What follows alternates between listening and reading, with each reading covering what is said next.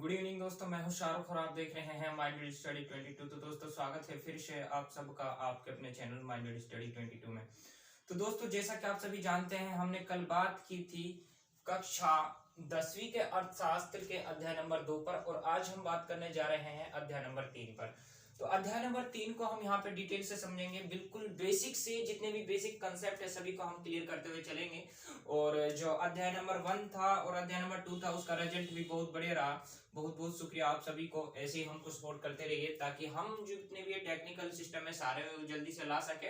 और ये जो प्रोसेस है ये मतलब जितना जो टाइम ज्यादा लग रहा है इसका हम कम कर सके, ठीक है। वो टेक्निकल प्रोसेस से ही कम हो पाएगा, अब ज्यादा टाइम लगता है। चलिए कोई नहीं, इन सब चीजों को अभी मत सोचिएगा, अभी इस पे फोकस करते हैं। देखिए जो आज का जो हमारा टॉपिक है वो है अध्याय नंबर 3, और अध्याय नंबर 3 का जो नाम है वो है मुद्रा और साख। अब देखिए मुद्रा वर्ड तो आप सभी ने सुना है, लेकिन जो ये साख आया है अब इससे आप सभी लोग डर गए होंगे कि यार ये साख क्या होता है। देखिए इसको आप साख की बजाय इसको आप शाखा कर दीजिए, ठीक है। चैप्टर के नाम में ये साख लिखा हुआ है, लेकिन आप इसको शाखा कर दीजिए। क्या कर दीजिए? शाखा कर दीजिए, आपको बेहतर तरीके से समझ में आ जाएगा। इस आधार पर मैं बोल रहा हूं कि आपने कभी भी सुना है ना कि मान लीजिए आप किसी भी बैंक में क्या करवा रहे हो, खाता खुलवा रहे हो। तो जब आप किसी भी बैंक में अपने किसी दूसरे बैंक के अकाउंट नंबर को देते हो या कहीं भी किसी भी फॉर्म फिल करते समय अपना जब बैंक अकाउंट आप देते हो, तो तब उस टाइम पूछा जाता है कि आपकी जो ब्रांच है, आपकी जो शाखा है वो कहाँ पे है, कौन सी शाखा है, किस बैंक की शाखा है, ठीक है। तो ये वो ही शाखा है, वो क्या है, ये वो ही शाखा है, क्योंकि इस चैप्टर में हम जो पढ़ने वाले हैं वो मुद्रा और बैंकिंग सिस्टम के बारे में पढ़ने वाले हैं, ठीक है। तो जो बैंकिंग सिस्टम है वो क्या है, यानी जो शाख के अंदर हम पढ़ेंगे वो बैंकिंग प्रोसेस के बारे में पढ़ेंगे कि जो बैंक का जो प्रोसेस है, जो बेसिक जो कंसेप्ट है बैंक से रिलेटेड, उन सबको क्लियर करेंगे। और जो मुद्रा है, मुद्रा को आप सभी जानते हैं पैसा, रुपया, ठीक है, करेंसी, ठीक है।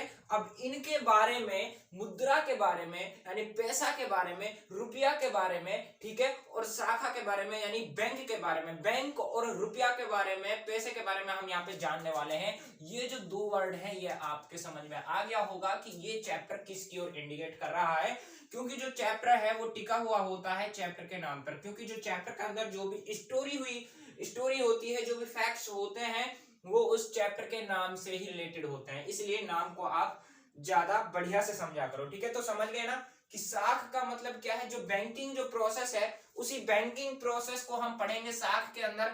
और जो मुद्रा है, मुद्रा में यानी पैसा, रुपया का जो सिस्टम है, पैसे का जो सिस्टम है वो किस प्रकार है, उसका क्या प्रोसेस है, वो हम पढ़ेंगे इसके।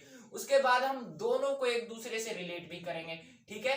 दोनों एक दूसरे से कैसे प्रभावित करते हैं, एक दूसरे के लिए कैसे इफेक्टेड होते हैं, उनको भी हम जानेंगे। चलिए बिना टाइम वेस्ट किए हुए अब हम करते हैं स्टार्ट। यहां तक तो आपके समझ में आ गया कि ये दोनों है क्या चीज। अब हम बात करते हैं, देखिए मुद्रा की जब हम बात करते हैं, पैसे की हम जब बात करते हैं, तो सबसे पहला क्वेश्चन बन रहा है जो कि एनसीईआरटी कह रहा है, मुद्रा विनिमय का एक माध्यम है। अब ये विनिमय क्या है, अब ये विनिमय क्या है, क्योंकि देखिए इस विनिमय को थोड़ा ध्यान से सुन लीजिए, क्योंकि ये चैप्टर इस विनिमय पर भी टिका हुआ है। विनिमय का मतलब होता है लेन देन। क्या होता है? लेन देन करना। क्या करना? लेन देन करना, खरीदारी करना, वस्तुओं या रुपए, कोई भी चीज हो सकती है, किसी भी चीज का आदान प्रदान करना, किसी भी चीज की लेन देन करना, किसी भी चीज की खरीदारी करना ही विनिमय कहलाता है। क्या कहलाता है? विनिमय कहलाता है। अब ये कह रहा है कि मुद्रा जो है, ये जो मुद्रा है, ये मुद्रा विनिमय का यानी लेन देन का या आदान प्रदान करने का एक माध्यम है। ये तो बिल्कुल सही बात है, इसमें तो कोई डाउट वाली बात है ही नहीं, क्योंकि जो पैसा है, जो रुपया है, वो रुपया क्या है, वो खरीदारी करने का ही तो माध्यम है।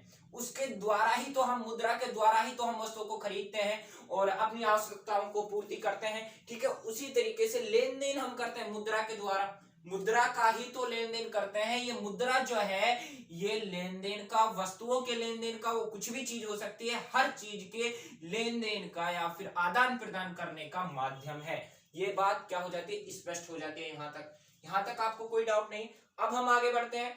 देखिए जो मुद्रा है, ये इसके दो प्रणाली को समझो। देखिए, मुद्रा विनिमय का एक माध्यम है, लेकिन विनिमय की जो दो प्रणाली है इनको समझ लिए। एक तो हो जाएगी मुद्रा विनिमय प्रणाली, यानी रुपए की लेन देन, रुपए का आदान प्रदान करना, वो आ जाएगा किसके अंदर, मुद्रा विनिमय प्रणाली के अंदर। विनिमय मतलब क्या है, लेन देन, आदान प्रदान। तो जहां पे मुद्रा का आदान प्रदान होगा, जहां पे वस्तुओं का नहीं, मुद्रा, मुद्रा का, जहां पे रुपयों का, पैसों का जहां पे आदान प्रदान होगा, पैसों का जहां पे लेन देन होगा, वो आएगा मुद्रा विनिमय प्रणाली के अंतर्गत। अब हम बात करते हैं जो दूसरी प्रणाली है, वो है वस्तु विनिमय प्रणाली। वो क्या है, वो है वस्तु विनिमय प्रणाली। अब हम वस्तु विनिमय प्रणाली को समझते हैं।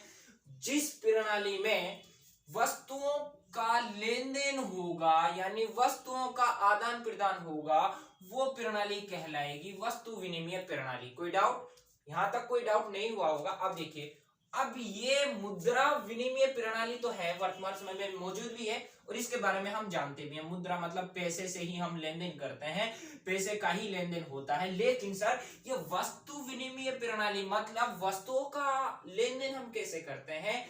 जहां पे वस्तु अगर है तो इसका मतलब मुद्रा तो होगी नहीं, कि भाई जो हम वस्तुएं खरीदते हैं, जो वस्तु उत्पादित करते हैं, उन सब को उत्पादित करने के लिए, खरीद करने के लिए या फिर लेन देन करने के लिए, आदान प्रदान करने के लिए मुद्रा की तो जरूरत होती है।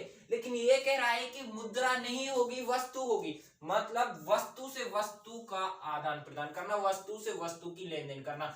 अब आप थोड़े इतिहास में जाइए, पहले क्या हुआ करता था? पहले अनाज के बदले अनाज, इस तरीके का प्रोसेस, अनाज देते थे।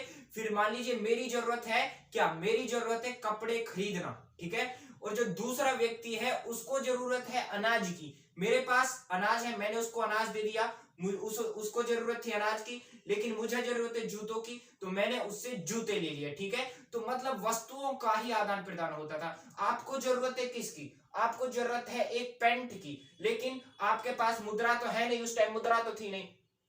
अब आपको कोई ऐसा व्यक्ति खोजना पड़ेगा जो, मतलब जो आपके पास है और वह वस्तु जो आपके पास है वह उसको लेने की इच्छा रखता हो, लेना चाहता हो। मान ले आपके पास क्या है, आपके पास शर्ट है, ठीक है, तो शर्ट खरीदने वाला व्यक्ति आपको ढूंढना पड़ेगा, और जो वो ढूंढ लेगा, जब आप उसको ढूंढ लोगे तब जाके उस व्यक्ति से जिसको शर्ट की जरूरत थी, आप उसको शर्ट दोगे, और मुझे पैंट की जरूरत थी, मैं उससे पैंट लूंगा, ठीक है। मतलब वस्तु के बदले वस्तु, वस्तुओं का लेन देन हो रहा है, यही आ रहा है वस्तु विनिमय प्रणाली के अंतर्गत। समझ में आ गया? अब कोई डाउट नहीं होगा, बिल्कुल क्लियर हो गया। मुद्रा का मतलब पैसे से होता है, जो कुछ भी होता है वो किससे होता है? पैसे से होता है। अब देखिए, जो वस्तु विनिमय प्रणाली है, इसमें क्या होगा, इसमें आवश्यकताओं का दोहरा संयोग होगा। क्या होगा? दोहरा संयोग। अरे सर, ये क्या दोहरा संयोग क्या है? दोहरा संयोग ही तो है ये, आवश्यकताओं का दोहरा संयोग। मेरी भी आवश्यकता है, वो ही आवश्यकता, जो आवश्यकता मेरी है और जो कोई अन्य व्यक्ति की आवश्यकता होगी, उस आवश्यकता की पूर्ति मुझे करनी पड़ेगी और वो मेरी आवश्यकता की पूर्ति करेगा। मान लीजिए मुझे पैंट की जरूरत है, तो जिस व्यक्ति को शर्ट की जरूरत है, मैं उसको शर्ट दूंगा, उसकी आवश्यकता पूरी हो गई, और मैं उससे पैंट लूंगा, मेरी आवश्यकता पूरी हो गई। और इन्हीं दोनों आवश्यकताओं का, दोहरा आवश्यकताओं का संयोग होता है। यह अनिवार्य है वस्तु विनिमय प्रणाली में, ठीक है। समझ में आ गया? आवश्यकताओं का दोहरा संयोग क्या है, ये 2 नंबर में भी पूछा जा सकता है। यहां तक अब आपको कोई डाउट नहीं हुआ होगा, बिल्कुल ये तीनों जो वर्ड्स हैं ये बिल्कुल समझ में आ गए होंगे। ये 2 प्रणाली क्या है, ये आवश्यकताओं का दोहरा संयोग क्या है, विनिमय क्या है, मुद्रा का एक माध्यम है विनिमय, सॉरी, मुद्रा विनिमय का माध्यम है, वो कैसे है वो भी मैंने आपको बता दिया। यहां तक बिल्कुल सही चल रहा है। अगर डाउट है तो आप फटाफट कमेंट कर दीजिए। अब चलिए, अब हम बात करते हैं नेक्स्ट पॉइंट पर। ये क्या है? विनिमय प्रक्रिया में मध्यस्थता की भूमिका। विनिमय प्रक्रिया में मध्यस्थता की भूमिका किसकी होती है? मुद्रा की होती है। किसकी होती है? मुद्रा की होती है। आजकल के हम बात करें, आजकल की प्रणाली कौन सी है? आजकल की विनिमय प्रणाली कौन सी है? वो है मुद्रा विनिमय प्रणाली। यानी हम पैसों के द्वारा, रुपयों के द्वारा आदान प्रदान करते हैं, लेन देन करते हैं, और इसी प्रणाली में जो मध्यस्थता का काम कर रही है, जो माध्यम का काम कर रही है, वो कौन कर रही है? वो मुद्रा कर रही है। ये मैं आपको ऊपर भी बता चुका हूं। लेकिन कैसे कर रही है, लेकिन कर कैसे रही है? मान लीजिए, देखिए, आपने चावल खरीदने हैं, लेकिन मुझे क्या खरीदना? मुझे गेहूं खरीदने हैं, ठीक है। तो अब यहाँ पे मैं आपको चावल नहीं दूंगा, मैं आपको गेहूं, आप मुझे चावल, मैं आपको गेहूं, उस तरीके से नहीं करेंगे जिस वस्तु विनिमय प्रणाली में कर रहे हैं। मैं क्या करूंगा, मैं आपको आपकी जो वो रेट है, जो दर है, उस दर के हिसाब से आप जो चावल बेचते हो उसके बदले में मुद्रा दूंगा कि भाई 50 केजी का 50 रुपए का 1 केजी चावल, ठीक है। तो मैं आपको आपसे 1 केजी लिया, 50 रुपए दिए, यानी मुद्रा दी। फिर उसी तरीके से जिसको गेहूं की जरूरत है वो आपको 30 रुपए देगा, 1 केजी वो लेगा अनाज, ठीक है, यानी गेहूं लेगा। तो इस तरीके से जो माध्यम है वो मुद्रा है, मध्यस्थ का जो काम कर रहा है मुद्रा कर रहा है, ठीक है, वस्तुओं का नहीं हो रहा है। इसमें समझ में आ गया। तो ये कैसे है, यहां तक बिल्कुल सही चल रहा है। कोई डाउट है तो फटाफट कमेंट कर दीजिए, सोचिए मत, ठीक है, क्योंकि हम जो वर्क कर रहे हैं सभी डाउट्स को क्लियर करने के लिए ही वर्क कर रहे हैं, ताकि आपको समझने में कोई दिक्कत ना आए। ऐसे हम बिल्कुल जो बेसिक्स हैं, बेसिक पर हम काम कर रहे हैं, बिल्कुल न्यू पर हम काम कर रहे हैं और बढ़िया सा आपको समझाते हुए चल रहे हैं, ठीक है। अब हम बात करते हैं नेक्स्ट फैक्टर। नेक्स्ट फैक्टर ये क्या है, मुद्रा के आधुनिक रूप। वाह वाह वाह, क्या बात है।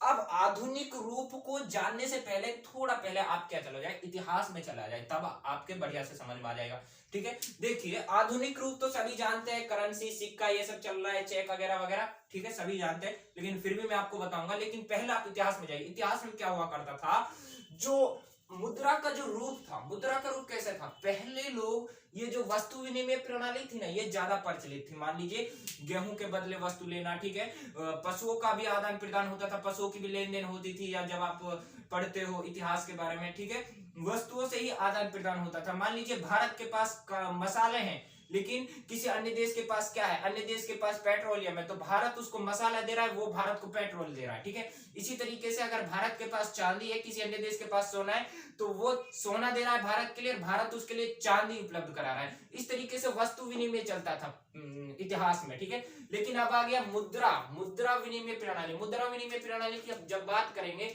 तो देखिए, पहले एक तो इसमें दो चीज समझ लीजिएगा, एक तो करेंसी वाला रूप है, एक तो आधुनिक युग में मुद्रा का एक रूप तो करेंसी वाला है, और एक सिक्का वाला है, और एक चेक वाला है, ठीक है।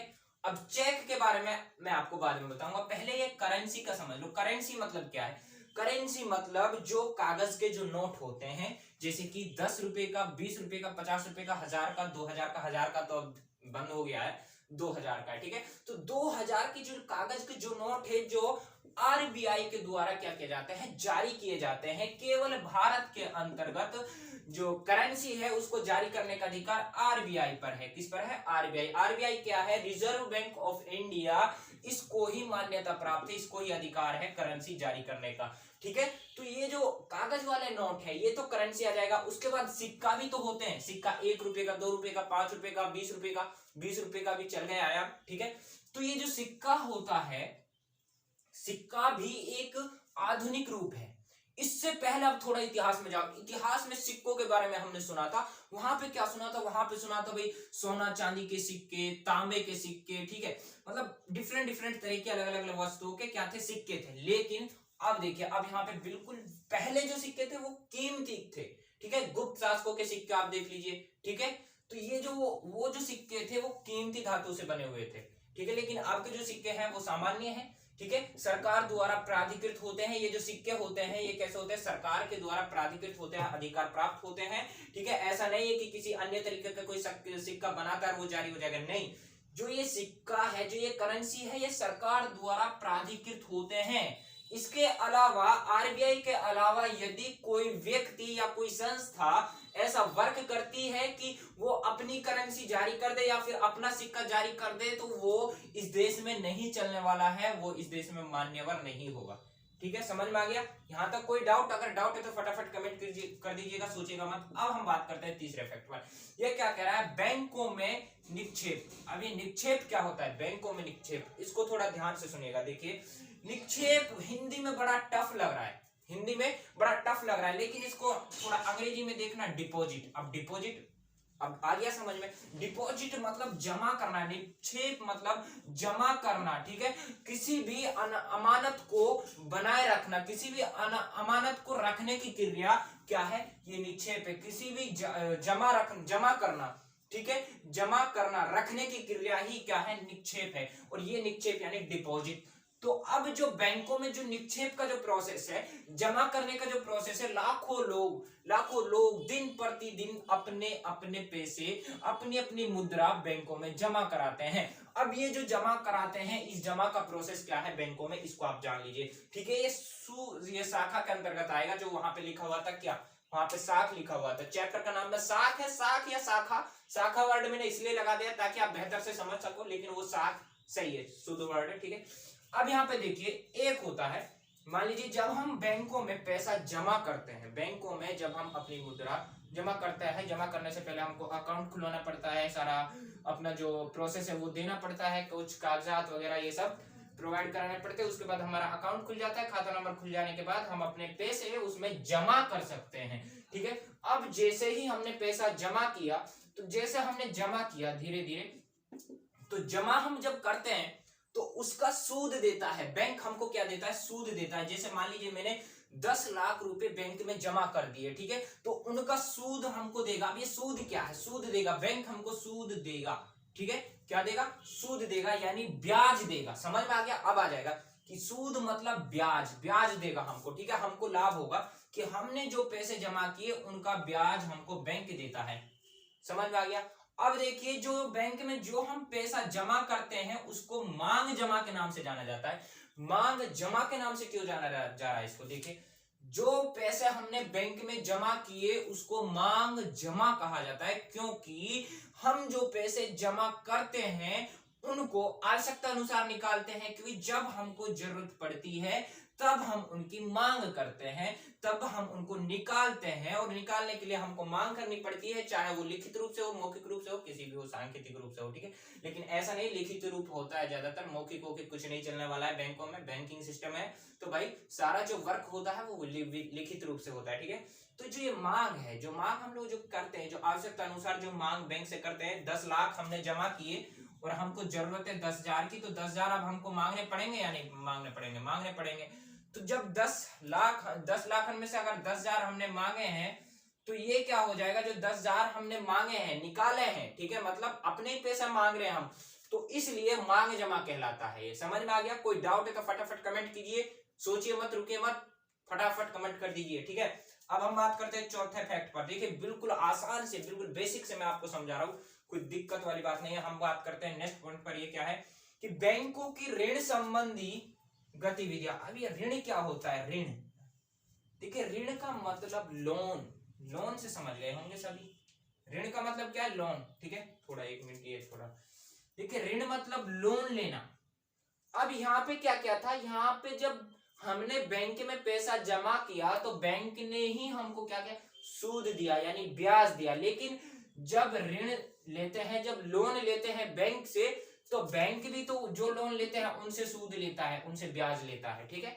मतलब ब्याज बैंक देता भी और लेता भी, ये तो बिल्कुल क्लियर है। तो अब यहाँ पे जो ऋण संबंधी गतिविधियां हैं उनको समझिए। एक तो होता है जमा करता और एक होता है कर्जदार। कर्जदार मतलब लोन लेने वाला, ठीक है। अब जो लोन लेने वाला है, जब वो लोन लेता है, ठीक है, वो क्या करता है, जब वो लोन लेता है तो वो कुछ मतलब ब्याज की दर पर, निश्चित ब्याज की एक दर तय की जाती है, निश्चित ब्याज दर। उस ब्याज दर के अकॉर्डिंग वो लोन लेता है। जब वो लोन का भुगतान करता है तो उसको उस ब्याज के हिसाब से बैंक के लिए क्या देना पड़ता है, बैंक के लिए उसको देना पड़ता है सूद, यानी ब्याज देना पड़ता है। तो ब्याज जो ये क्या है, ये बैंक का आय का क्या है, आय का साधन है, एक माध्यम है बैंक की आय का, ठीक है। तो जो जमा करता होता है इसको तो सूद देता है, ठीक है, और इससे क्या करता है, कर्जदार से लेता है। अब आय का माध्यम बना नहीं बना बैंक का, ये तो बन गया, क्योंकि भाई जो बैंक जो जमा करता है उनको कम देता है, लेकिन जो ऋण है, ऋण से जो मतलब लोन लेता है, उनसे जो कर्जदार होते हैं, बैंक के जो कर्जदार होते हैं, उनसे वो ज्यादा दर पर क्या कर लेता है, ब्याज ले लेता है। तो इससे जो आय है बैंक की वो मजबूत होती है।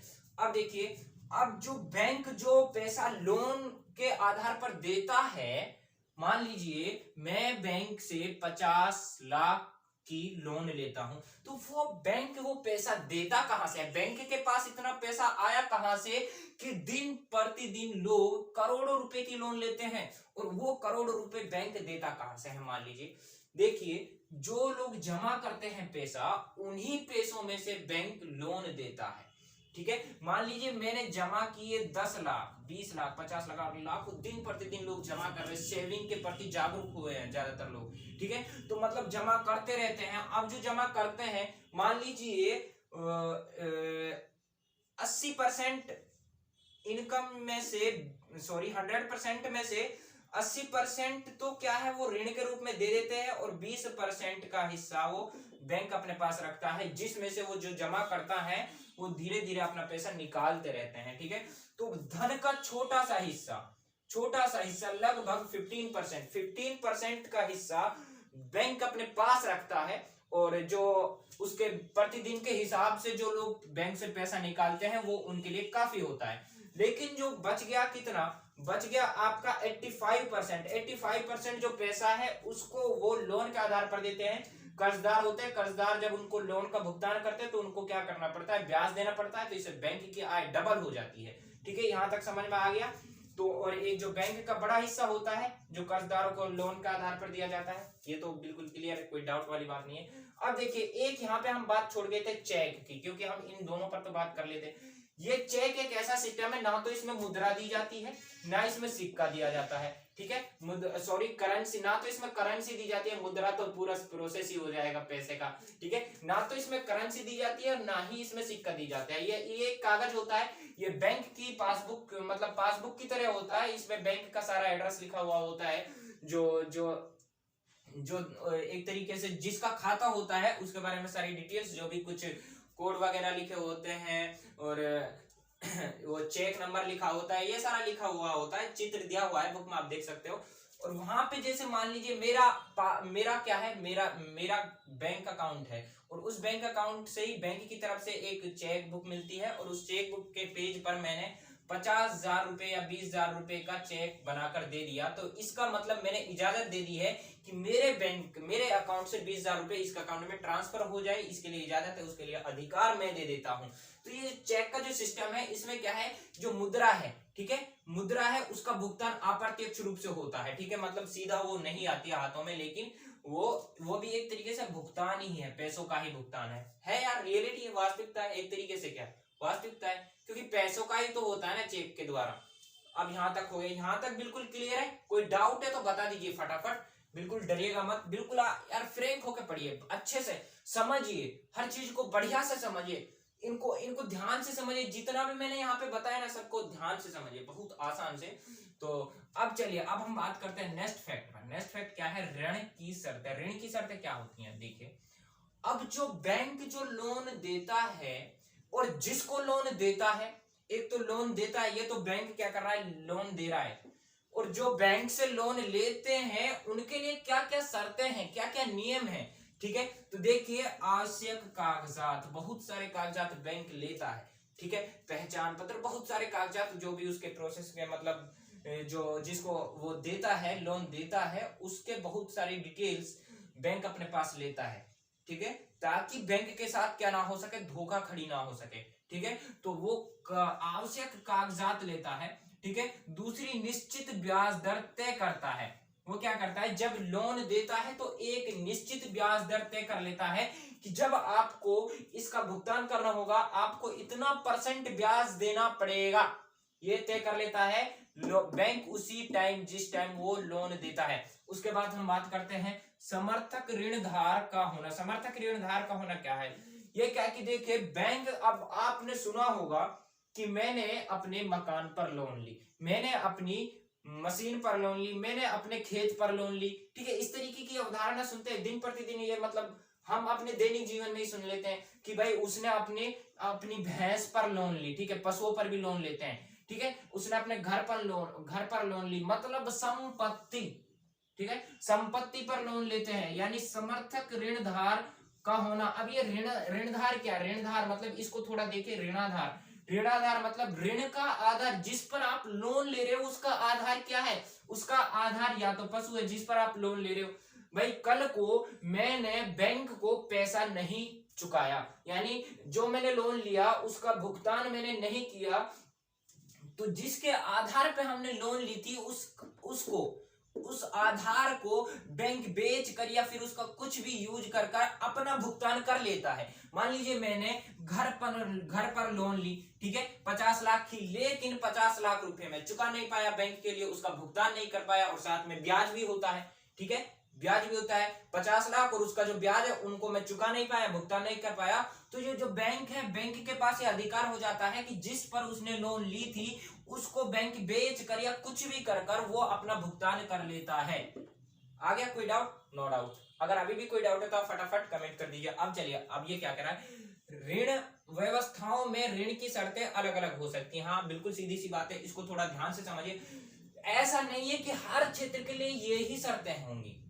लोन लेने वालों की जो लोग लोन लेते हैं उनका जो क्षेत्र है, उनकी जो व्यवस्था है, उनकी व्यवस्था के आधार पर, उनके प्रोसेस के आधार पर उनकी जो शर्तें हैं वो अलग अलग हो सकती हैं, ठीक है। अब आप किस आधार पर, अब देखिए लोन भी तो बहुत तरह की होती है। एक तो आप शिक्षा के लिए लोन लेते हैं, बहुत से लोग शिक्षा के लिए लोन लेते हैं, ठीक है। बहुत से लोग अलग अलग तरह के जो मतलब अपने अपने बिजनेस बनाने के लिए लोन लेते हैं, कंपनी खड़ी करने के लिए लोन लेते हैं, ठीक है। जो गरीब लोग हो गए वो क्या करेंगे, बहुत से लोग पढ़ाई के लिए, बहुत से लोग मतलब अपनी भैंस पर लोन ले रहे हैं, पशु पर लोन ले रहे हैं, कोई अपने खेत पर लोन ले रहे हैं। इस तरीके की मतलब ग्रामीण लोगों में होता रहता है, क्योंकि कमजोर लोग होते हैं, पैसे से सभी जानते हो आप, तो उनकी जो शर्तें हैं वो अलग अलग होती हैं, ठीक है। इसमें कोई डाउट वाली बात नहीं है, ज्यादा मत डरिएगा आप। अब हम बात करते हैं फैक्ट नंबर 6 पर। फैक्ट नंबर 6 क्या कह रहा है, देखिए, सहकारी समितियों से ऋण। अब तक हम पढ़ रहे थे बैंकों से ऋण लेना, यानी बैंकों से लोन लेना, लेकिन जो ये सहकारी समितियां हैं इनके बारे में थोड़ा समझिए। ये ग्रामीण क्षेत्रों में होती हैं। किस में होती हैं?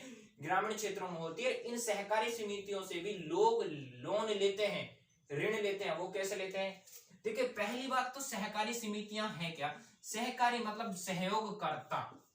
ध्यान से सुनिएगा, सहकारी मतलब सहयोगकर्ता। तो लोग क्या करते हैं, आपस में ही अपनी समितियां बना लेते हैं। जैसे मान लिए कृषक, तो कृषक अपनी समिति बना लेंगे। मान लीजिए 300 कृषक एकत्रित हो गए, 300 किसान, तो ये 300 किसानों ने एक समिति बनाई और इस समिति में आपसी सहयोग किया, ठीक है। सहयोग कर पैसा एकत्रित किया, और जो पैसा एकत्रित किया उस पैसे से अब वो अपना बिजनेस बना रहे हैं। क्योंकि जिस तरह बैंक लोन देकर, ऋण देकर आय प्राप्त करता है, उसी तरीके से ये भी कुछ लोन, सस्ती लोन देकर खुद का जो व्यवसाय है उसको आगे बढ़ाते हैं। क्योंकि ये लोग मिलकर काम करते हैं, ये समितियां बनाते हैं, और उसके आधार पर एक छोटा प्रोसेस हो जाएगा। बैंक बड़ा प्रोसेस है, ये एक ग्रामीण क्षेत्रों में मिलता है ज्यादातर सहकारी समितियों का।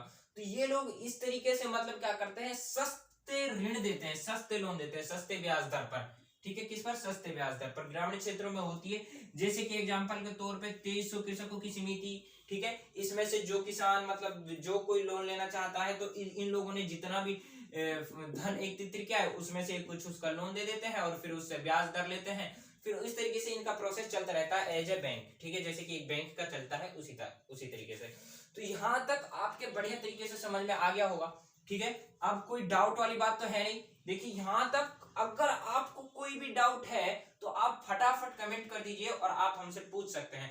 अब देखिए, मुद्रा और शाखा के बारे में बढ़िया तरीके से हमने समझ लिया। बैंकिंग सिस्टम और मुद्रा के बारे में हमने समझ लिया अच्छे से। 2-3 फैक्ट्स और इस चैप्टर के बच रहे हैं, ठीक है, वो मैं अभी बताता हूं। 1 मिनट का वेट कीजिएगा। तो अब हम बात करने जा रहे हैं 7 नंबर फैक्ट, यानी जो हमारा फैक्ट है, जो नेक्स्ट पॉइंट है वो है 7वां। इसमें क्या है कि साख की 2 विभिन्न स्थिति। अब साख की 2 विभिन्न स्थिति क्या हो सकती है, 2 कंडीशंस क्या है? एक तो है नकारात्मक, एक सकारात्मक, ठीक है। जो यहाँ पे जो साख दिया हुआ है, यानी आप इसको रिलेट कर दीजिए किससे? उधार से, यानी ऋण से, यानी लोन से, ठीक है। तो यहाँ पे इसको यहां से रिलेट कीजिएगा कि जो ऋण है, जो लोग हम लोन जो लेते हैं, उसके 2 इफेक्ट होते हैं। ये नकारात्मक भी होता है और सकारात्मक भी होता है। अब जो नकारात्मक होता है, जो नकारात्मक इफेक्ट जो पड़ता है किसका? ऋण का, लोन का जो नकारात्मक इफेक्ट पड़ता है वो कैसे पड़ता है? क्योंकि बहुत सारे लोन ऐसे होते हैं जिनको हम कैसे लेते हैं? अनौपचारिकता के आधार पर लेते हैं। किसके आधार पर? अनौपचारिकता के आधार पर। यहां पे आऊंगा मैं, पहले इसको याद कर लिया। अनौपचारिकता का मतलब, अनौपचारिकता का मतलब उसके कोई नियम वगैरह वगैरह ये सब नहीं है, मतलब नियमों से सिद्धांतों से बाहर रहकर काम करना। जो ये अनौपचारिकता वाला जो ऋण है, इसको हम रिश्तेदारों, फ्रेंड्स, ठीक है, अपने आसपास के लोगों से, अपने पहचान के लोगों से लेते हैं और इसमें कुछ खास नियम नहीं होते हैं, ये हमको महंगा पड़ता है, इसके बारे में बताऊंगा। इतना याद रखिए, नियम, ठीक है। तो ये जो होता है नकारात्मक जो होता है, इसमें नियम तो होते नहीं है, तो इसको दोस्तों से लिया जाता है औपचारिकता वाले को। तो इसमें क्या है कि जो कर्जदार होता है, कर्जदार से सहमति ले ली जाती है। मान लीजिए मैं मित्र हूं किसी का और मुझसे कोई लोन ले रहा है, तो मैं उससे क्या सहमति करा लेता हूं कि भाई आपको मैं इतना पैसा 10,000 रुपए दे रहा हूं और अब जब तक आपको यूज करना है आप कर लीजिए, लेकिन भविष्य में आने वाले टाइम में आपको मेरा पैसा 50% ब्याज की दर से मुझे लौटाना पड़ेगा पर मंथ के हिसाब से, ठीक है, कि पर मंथ का 50% ब्याज आपको पे करना पड़ेगा, तब जाकर भविष्य में जब आप लौटाओगे इस वाली दर से। तो ये सहमति जो उसने कराई, इस सहमति से हम क्या हो जाते हैं, मतलब सहमति जब बन गई तो ये सहमति तो अब हो गई। अब चाहे आप पर प्रभाव नेगेटिव पड़े या पॉजिटिव पड़े, सकारात्मक पड़े या नकारात्मक पड़े, आपको इसी के अकॉर्डिंग, इसी दर के अंदर रहकर ही उसका भुगतान करना पड़ेगा। और इस सहमति से जितनी सहमति हुई उसके आधार पर मान लीजिए आपने 50,000 का लोन उठा लिया, ठीक है, मान लिए किसी से 50,000 का लोन ले लिया।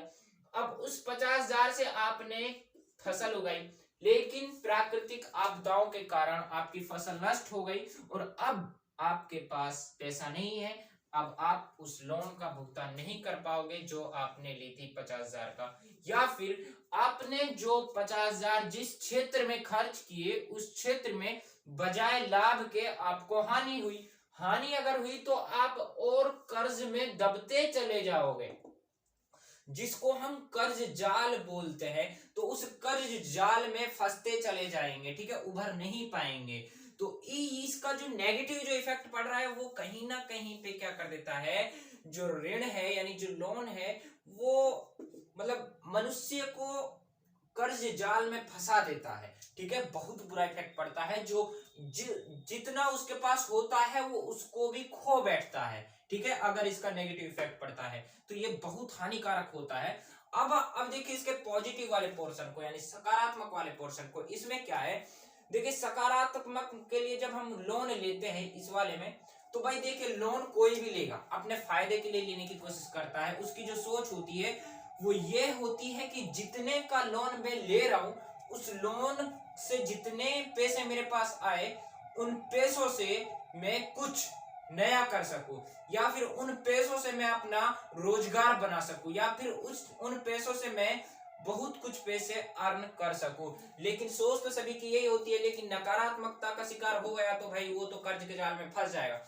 लेकिन जिसकी ये सोच सकारात्मक दृष्टि में चली गई यानी पॉजिटिव इफेक्ट उस पर पड़ा, तो आय बढ़ने में सहयोग होगा। मान लीजिए आपके पास 100 रुपए थे लेकिन वो कम थे, आपको 1,000 रुपए की जरूरत थी, 900 रुपए की और जरूरत थी, तो आपने 900 रुपए का लोन लिया।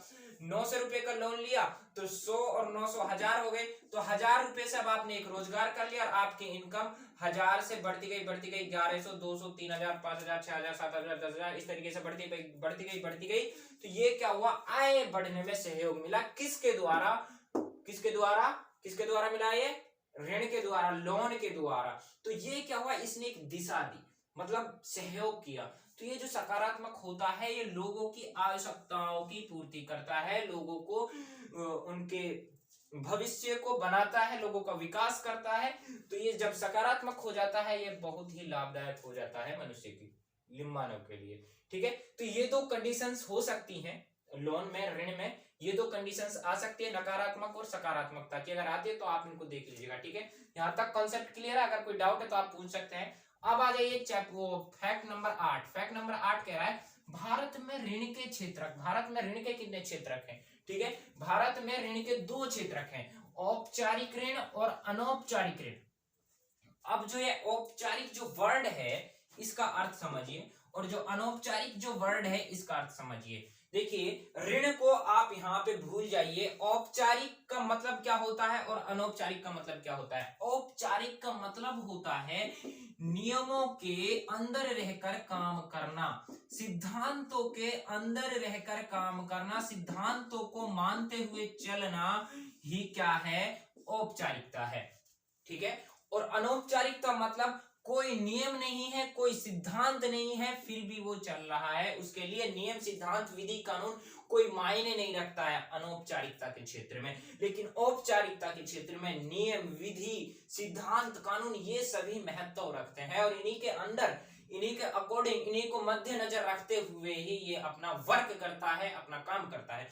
तो जो औपचारिक जो रण होगा ये किसके अनुसार चलेगा, नियमों के, सिद्धांतों के, विधियों के। अब देखिए, जो इससे पहले औपचारिक ऋण से पहले आप समझिएगा अनौपचारिक ऋण। अनौपचारिक ऋण में क्या है, कोई भी ऐसी संस्थान नहीं होती है जो कि ऋणदाताओं को, जो ऋणदाताओं की जो गतिविधियां है उन पर क्या करे, नजर रखे। ठीक है, ऐसी कोई भी संस्था नहीं होती है औपचारिक ऋण के अंतर्गत ऋणदाताओं पर कि वो जो मतलब ऋण दे रहे हैं, जिन लोगों को लोन दे रहे हैं, कितने परसेंट पे दे रहे हैं, कब दे रहे हैं, कब वापसी होगा, भुगतान के समय उसको कितना देना है, कितना लेना है, किस टाइम देना, कि जो भी प्रोसेस होता है जितना भी, ठीक है, वो सब नियम, वो सभी आंकड़े रखने वाली कोई भी संस्था नहीं होती है औपचारिक ऋण में। क्योंकि औपचारिक ऋण को हम अपने मित्रों से लेते हैं, हम अपने फ्रेंडशिप उससे एक तरीके से बोल सकते हैं, हाँ, रिश्तेदारों से लेते हैं, ठीक है, अपने जानकारों से लेते हैं। ठीक है, तो ये इसमें नियमों, गतिविधि, नियमों की, ठीक है, और सिद्धांतों की जरूरत नहीं होती। लेकिन जो औपचारिक जो ऋण होता है ना, इसको हम बैंकों से लेते हैं, हम सरकार से लेते हैं। ठीक है, और इससे जो भी ऋण हम लेंगे, चाहे वो 10,000 का हो, चाहे वो 10 लाख का हो, उस ऋण का, उस लोन का जानकारी बैंक, हर बैंक आरबीआई तक पहुंचाता है।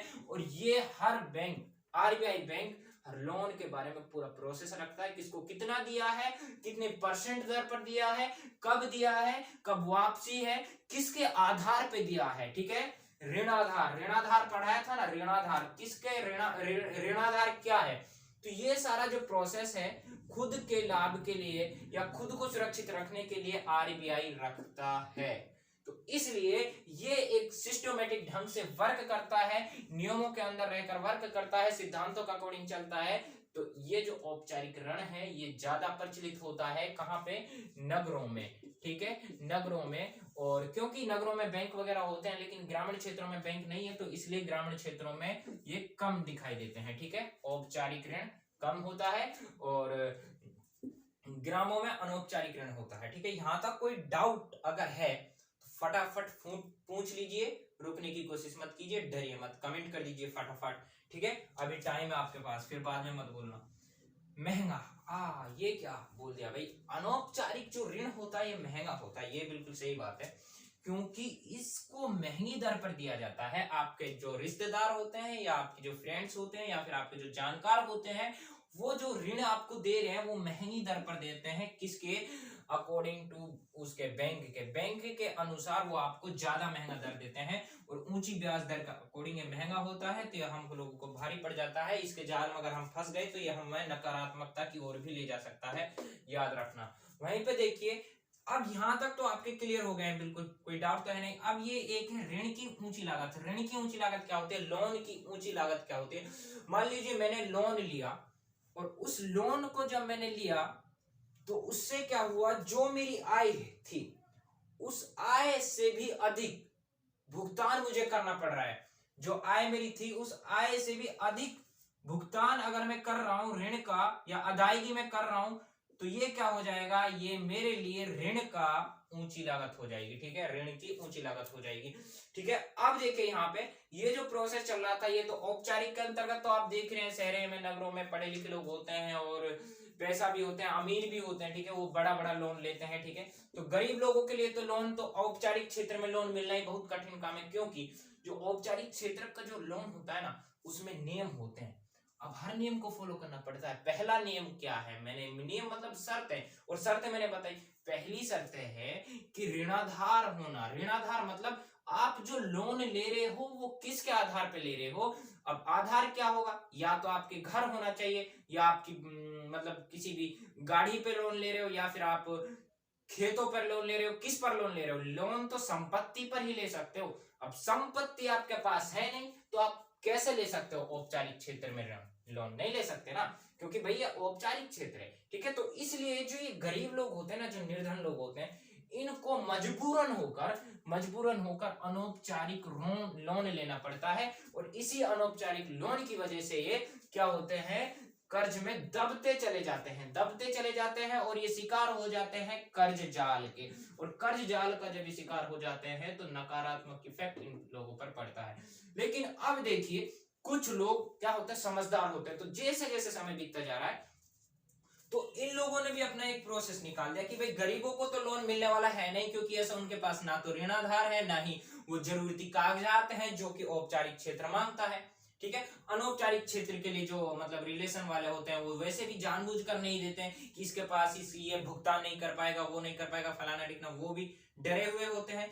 तो ये लोग क्या कर रहे हैं, अब ये देखिए, पहली बात, इनको जो थोड़ा बहुत जो लोन मिलता है उसका ये सहारा बनता है। बहुत मतलब कम लोगों का वो सहारा बनता है, हालांकि वो ही मतलब कर्ज में दबे ही चला जाते हैं ये लोग। तो इन लोगों ने, निर्धनों ने स्वयं सहायता समूह बनाए। एग्जाम्पल दिया हुआ है बुक में, उस वाले एग्जाम्पल को आप पढ़ लोगे तो बढ़िया से ये वाला फैक्ट समझ में आ जाएगा।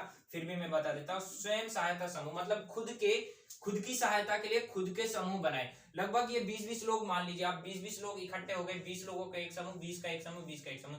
तो इस 20 के अंदर जितने भी लोग हैं वो लोग पर डे कुछ अपना जो आर्थिक है, यानी अपना जो पैसा उसको डाल रहे हैं, तो एकत्रित कर रहे हैं। एकत्रित करने से जरूरत पड़ने पर इसी से ही वो लोन ले रहे हैं।